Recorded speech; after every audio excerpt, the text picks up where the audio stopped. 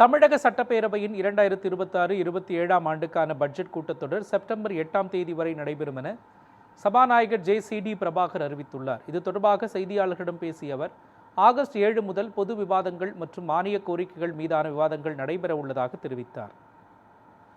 2026-27ஆம் ஆண்டுக்கான வேளாண்மை துறையின் திருத்திய நிதிநிலை அறிக்கை நாளை 6/8/2026 பேரவைக்கு அழைக்கப்பெற உள்ளது.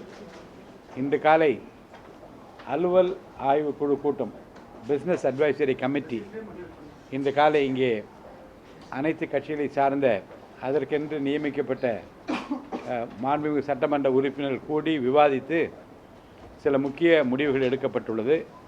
அதன்படி பேரவையை எஞ்சிய நாட்களில் எப்படி நடத்துவது என்பதை பற்றிய அந்த முடிவுகளை நான் இப்போது உங்களுக்கு அறிவிக்கிறேன்.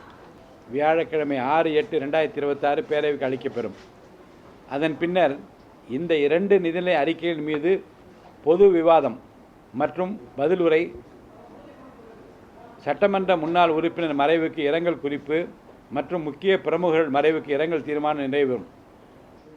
8/9/2026 செவ்வாய்க்கிழமை பொதுத்துறை, மாநில சட்டமன்றம், ஆளுநர் மற்றும் அமைச்சரவை, நிதித்துறை, திட்டம் மற்றும் வளர்ச்சித்துறை, ஓய்வூதியங்களும் ஏனைய ஓய்வுகால நன்மைகளும் என்று 8/9/2026 செவ்வாய்க்கிழமையுடன் இந்த கூட்டத்தொடர் நிறைவு பெறுவதாக இன்று கூடிய அலுவல் ஆய்வுக்குழு கூட்டத்தில் முடிவெடுக்கப்பட்டுள்ளது.